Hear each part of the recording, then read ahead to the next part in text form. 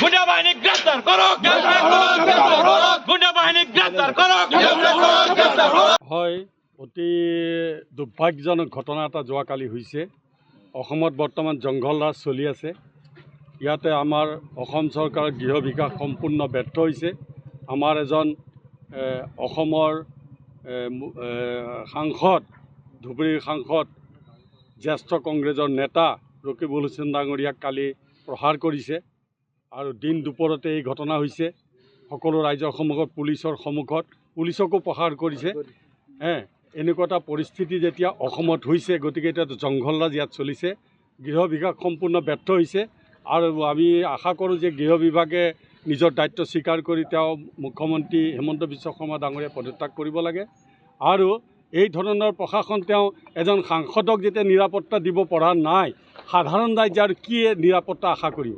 গতিকে চৰকাৰ এখন হয়, নিৰ্বাচিত কৰে, নিৰাপত্তা, তেওঁলোকৰ ধন মাল, এই সকলোখিনি নিৰাপত্তা দিয়াৰ দায়িত্ব লৈ পেলাই তেওঁলোকে মানে শপত খাই পেলাই এখন চৰকাৰ গঠন হয়।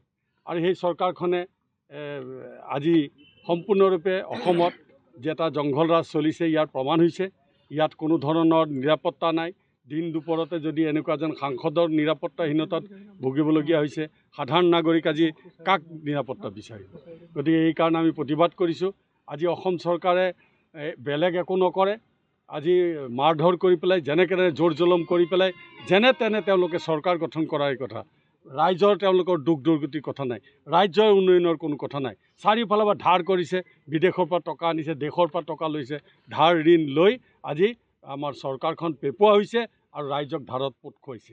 তাৰ বাহিৰে ইয়াত কোনো ধৰণৰ উন্নয়ন হোৱা নাই। আজি চৰকাৰখন সকলো ফালৰ পৰাই বিফল। তেনেকুৱা চৰকাৰ এখনক লৈ পেলাই আমি কি আশা কৰিব পাৰোঁ ভৱিষ্যতে? গতিকে আমি এই চৰকাৰখনক অনতিপলমে তেওঁলোকে পদত্যাগ কৰি পেলাই আজি নতুনকৈ নিৰ্বাচন পাতক আৰু ৰাইজে তেতিয়া জনপ্ৰতিনিধি নিৰ্বাচিত কৰিব। অসমৰ ৰাইজে, শান্তিপ্ৰিয় ৰাইজে শান্তি বিচাৰে, এনেকুৱা জংঘল ৰাজ নিবিচাৰে।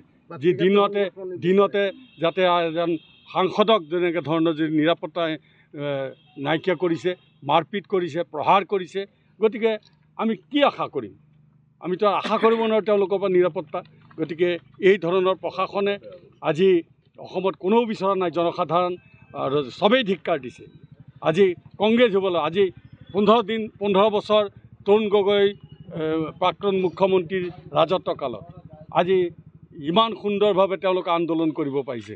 আজি কৃষক মুক্তি সেই সময়ত আন্দোলন কৰাই হওক বা অন্য যিবোৰ কৰ্মচাৰী সন্থাই হওক, ছাত্ৰ সন্থাই হওক, সকলো আন্দোলন কৰিব বিচাৰিলে ফ্ৰীলি। এতিয়া কোনো মুখ খুলি পেলাই কথা ক'ব নোৱাৰে। আজি এজন সাংসদৰ নিৰাপত্তা নাই, কাইলৈ আমাৰ সাংবাদিকসকলক মাৰপিট কৰিব, তেওঁলোকৰতো নিৰাপত্তা নাই। তেওঁলোকক কোনে নিৰাপত্তা দিব? সাংবাদিকসকলক আজি তেওঁলোকে মুখ খুলি কথা ক'ব নোৱাৰে। কিবা লিখিলে তেওঁলোকৰ ওপৰৰ পৰা তাত নিয়ন্ত্ৰণ হয়, তেওঁলোকক ট্ৰেইনিং দিয়ে। গতিকে এই ধৰণৰ চৰকাৰ কোনো বিচৰা নাই। এইখন ভাৰতবৰ্ষ এখন গণতন্ত্ৰ দেশ, ধৰ্ম নিৰপেক্ষ দেশ, সমাজবাদৰ ওপৰত প্ৰতিষ্ঠিত এইখন দেশ, ৰাজ্য।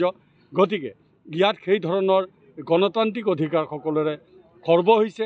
ইয়াত মানে আজি অৰাজকতা চলিছে। এই অৰাজকতা আমাৰ সৰ্বসাধাৰণ ৰাইজে নিবিচাৰে। সৰ্বসাধাৰণ ৰাইজে নিৰাপত্তা বিচাৰে, শান্তি বিচাৰে, প্ৰগতি বিচাৰে।